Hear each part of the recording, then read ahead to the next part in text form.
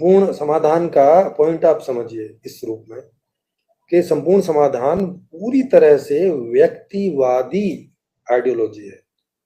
वो हर व्यक्ति को, और चूंकि व्यक्ति भी बदलता रहता है, जन्म से लेके उसकी मांगे बदलती रहती है, उनकी मात्रा बदलती रहती है। जब छोटा है तो थोड़ा थोड़ा चाहता है, कुछ एक चाहता है, थोड़ा बड़ा होगा तो क्वांटिटी उसकी बढ़ जाएगी और चीजें बदल सकती हैं और नई चीजें ऐड हो सकती हैं, पुरानी कोई हट सकती हैं। तो वो जब जैसा है उसे उसके हिसाब से, माने उसकी मांग के हिसाब से उसकी आपूर्ति हो, ये है संपूर्ण समाधान का कोर पॉइंट। किसी समाज का नहीं, हर एक व्यक्ति का, क्योंकि समाज और कुछ नहीं है, उन्हीं व्यक्तियों का जोड़ है। तो अगर हर एक व्यक्ति सुखी होगा तब आप कहो समाज सुखी है, तो ठीक है। लेकिन आपने बोला कि बहुमत में समाज सुखी है और उसको आप बोल दो कि समाज सुखी है, लेकिन नहीं, बहुत सारे लोग तो दुखी हैं। मान लिया आपने कभी अच्छी कोई ऐसी कोई थोड़ी ठीक ठाक व्यवस्था की और उसमें 60% लोग सुखी हो गए, तो सामाजिक रूप से तो आप बोल दोगे कि भाई तो सुखी हो गए, क्योंकि 60% का मतलब है कि भाई ओवरऑल।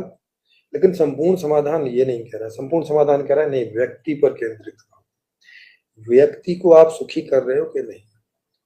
तो ये व्यवस्था उस दिन पूर्णता को पहुंचेगी, ये कोई भी व्यवस्था, जब हर व्यक्ति जैसे जीना चाह रहा होगा वैसे जी पाएगा। और ये मैं किसमें बात कर रहा हूं? जो सुख सुविधाएं उपलब्ध हैं उनकी बात कर रहा हूं। जो उपलब्ध नहीं है उनमें नहीं कह रहा कि उनकी चाहत करेगा। पहले कोई बोलेगा कि मैं ब्रह्मांड के पार निकल जाऊं, तो अभी उसकी कोई स्थिति नहीं है ऐसी, तो अभी नहीं निकल सकता।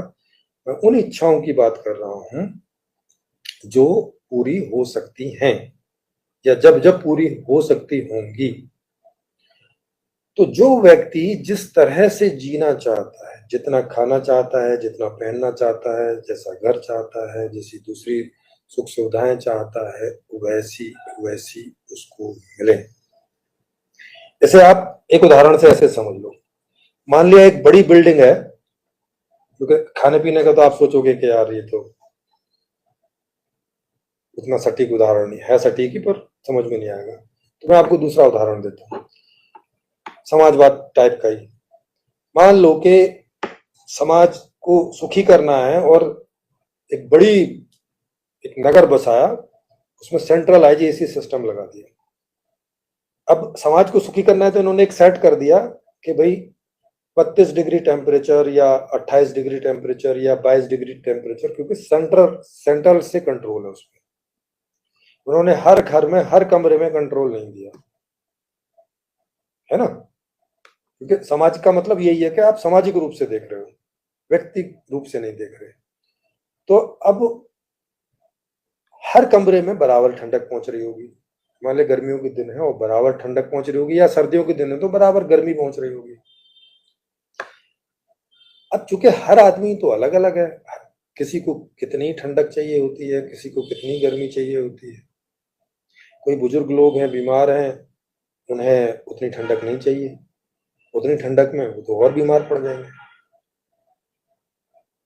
लेकिन वहां तो समाजवाद का नियम लगा हुआ भैया, 22 डिग्री टेम्परेचर मतलब 22 डिग्री टेम्परेचर, हर कमरे में, हर घर में, हर बिल्डिंग में 22 डिग्री टेम्परेचर जा रहा है। तो ये हो जाएगी गड़बड़, है ना। करना क्या है कि हर कमरे में कंट्रोल होना चाहिए कि पीछे से तो आ रहा है, पर्याप्त आ रहा है, सप्लाई पर्याप्त है। अब अपने से कंट्रोल कर लो कि आपको कितना चाहिए। आपको 30 डिग्री चाहिए तो थोड़ी खिड़की खोलो एसी की, क्योंकि पीछे तो 22 है, थोड़ी खिड़की खोलो ताकि कमरे में जो गर्मी है और पीछे से जो ठंडक आ रही है वो मिलके आपको 30 डिग्री का एक बना के रख सके। और उसे भी जब बंद करना हो बंद कर दो। तो कितने में खोल के कितना क्या होगा, वहां एक टेम्परेचर एक लगा रहेगा, हर कंट्रोलर के साथ एक टेम्परेचर मेंटेन रहेगा, जैसे आजकल एसी में होता ही है। तो वो आपको बता देगा कि हाँ इतना टेम्परेचर मेंटेन किए हुए है। ये हो जाएगा संपूर्ण समाधान। कि एसी सेंट्रल है मगर उसका कंट्रोल हर कमरे में है, अपने हिसाब से आप उसे ले सकते हो, पीछे से सप्लाई पर्याप्त है, सप्लाई में कमी नहीं। माने जिसको 22 भी चाहिए उसको 22 भी मिल जाएगा, वो अपनी पूरी खिड़की खोल के रखे एसी की तो उसको 22 मिल जाएगा। जिसको जितना चाहिए, जिसको बिल्कुल नहीं चाहिए वो बंद कर दे, तो उसे एसी का कुछ नहीं मिलेगा, जबकि पीछे से एसी चल रहा है, आपूर्ति लगातार है। कई बार लोग बोलते हैं आप हर बार खाने का उदाहरण देते हो, क्योंकि खाने में लोग सोचते हैं कि नहीं नहीं खाना तो सब अलग अलग ही खाते हैं। खाना ही नहीं, इसमें हर चीज में होता है, चाहे आप कपड़े में चले जाओ, कोई भी चीज में चले जाओ। अगर आप दुनिया को ये छूट भी कर दो कि आप भाई आपको जहां घूमना हो घूमो, तब भी हर आदमी एक जैसा नहीं घूमेगा। आपको कोई लोग ऐसे भी मिल जाएंगे जो बिल्कुल घूमने में इंटरेस्टेड नहीं है,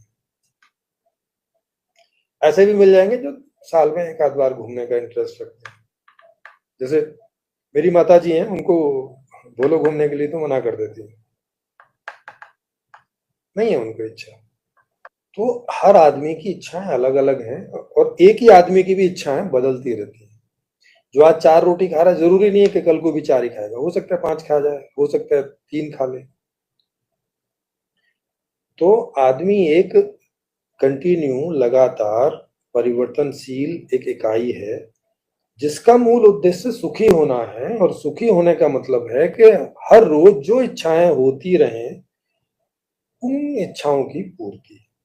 इतना सा इतनी सी इसकी परिभाषा मैंने सेट की है आदमी की।